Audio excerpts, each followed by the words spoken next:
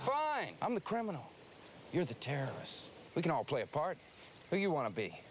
The definition of an archetype is a recurring image or form that is found in cultures around the world. There's something that causes all of us to respond collectively to certain characters or events. The hero basically goes out into the world and encounters various different kinds of characters that perform different functions. They're helpers, they're opponents, they're complicators.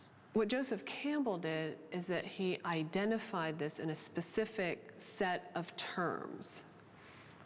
And he used what he called the monomyth, or the hero's journey, as kind of a frame for these different archetypes. You think you're all noble and heroic for coming after me? I was fine. The most important archetype in the monomyth is the hero. We, as viewers or readers, are looking at their journey. I'm getting them all off the island. All of them. It's the character, it's the person I would want to be. A person who goes out into original experience, into the fire, and comes back to tell us about it. Traditionally in literature, it's easy to identify the single hero. For instance, in Hamlet, Hamlet is the hero. In The Wizard of Oz, Dorothy, she's the hero. In Lost, the characters shift their archetypes. So one person may be the hero in one season or one episode. They each take their turn as a hero. I think if you're to look at the character and ask, well, is this a hero or not? I think the first question you need to ask is this character sacrificing anything? Is he enduring hardships, and is he doing it for the community and not himself? Because it's very easy to become a protagonist, but not a hero. Usually the hero is reborn at the end of the story, or that's his goal, to become something greater. Trebuchet delivers half a ton of force. I don't get you, man. One minute you're quoting Nietzsche, now all of a sudden you're an engineer. I don't think I can spell trebuchet. There's a T on the end.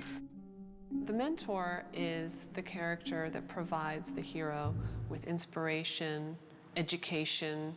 Usually the mentor is older, he or she is always wiser, and the hero can benefit from the mentor's experience. I think that in an interesting way, Yoda from Star Wars becomes the archetypal mentor. Yoda is training the warrior. Yoda is very clear about what he needs to do and who this person is and what the larger context is. Jacob has served as a mentor. We don't know what his intentions are, but he is a mentor. John Locke has served as a mentor to Walt. Why'd you leave Kate behind? Wasting your time, Yoda. Even Ben, even if he might not have the best of intentions, he has mentored the castaways. Jacob told me what we had to do. You don't get to make all the decisions. He told me what to do, but he didn't tell you how. Whoever moves the island can never come back. More than anything, I think the mentor archetype, projected by us, is the person who seems to have a fundamentally deeper awareness of the world and the universe than all of us.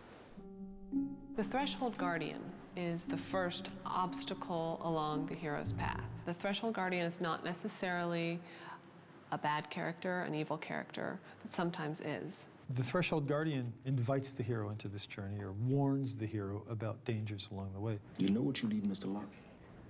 You need to go on a walkabout. If the hero is available and willing to go on the adventure, it's going to happen.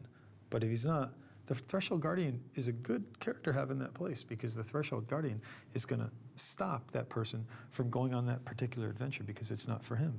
Those who are capable, they're the ones who can get through the Threshold Guardian. They get through the obstacles, and they go on that path. They go down that journey. What the Threshold Guardian does is to warn the hero. You're going into a dangerous place where the rules that you're used to may not apply anymore. So, for example, in Lost, there's a lot of different thresholds, so there's different Threshold Guardians. There's the smoke monster, who could be considered a Threshold Guardian.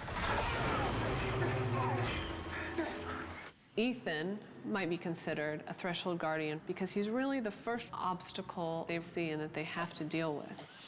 You bring her here. If you don't, I'm going to kill one of them.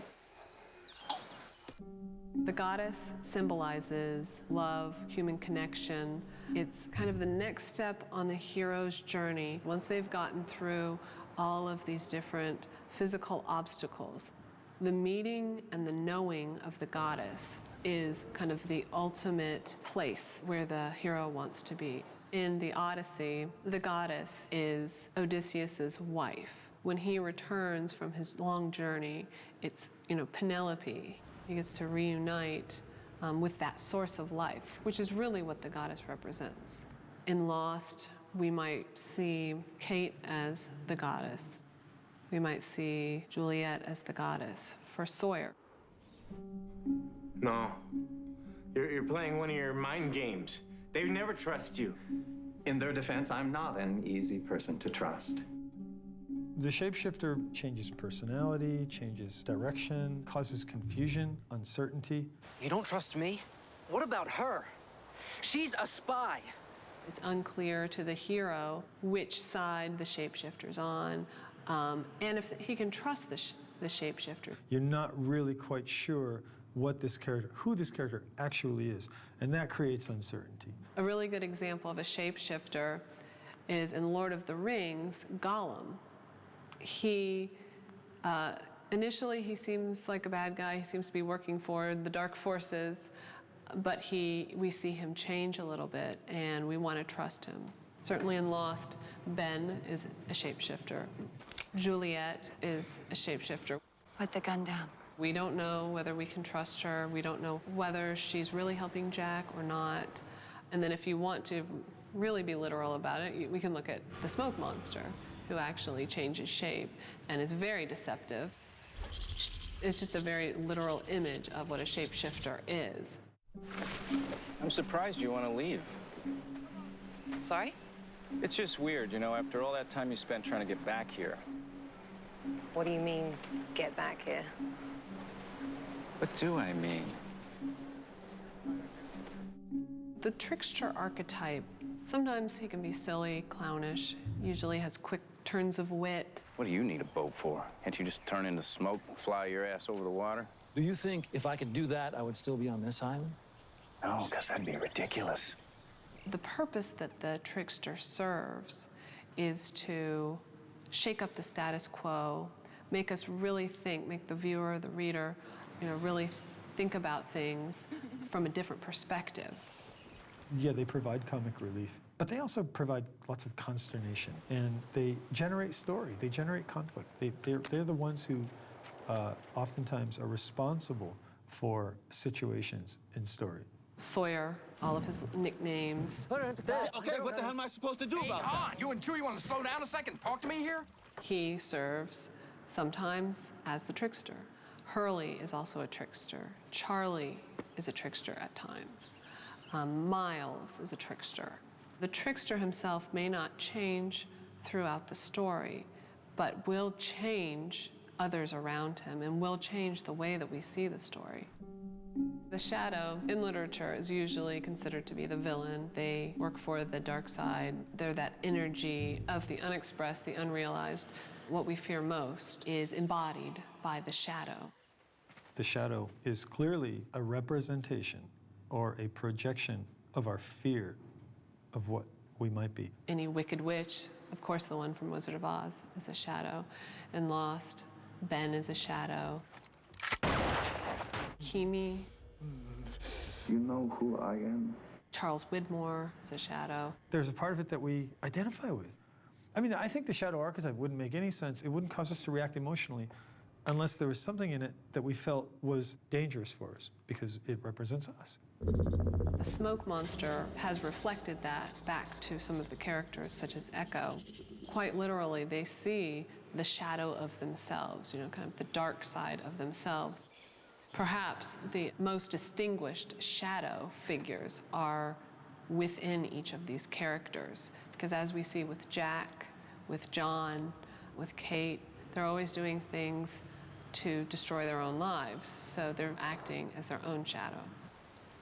If you want to think about the characters in Lost as fulfilling various archetype roles, to me, it's more interesting to think about the ways that they subvert those roles. Want some more of me, boy? Tell everyone what you told me. All of the characters on Lost perform functions that are multiple, shifting, porous, and fluid.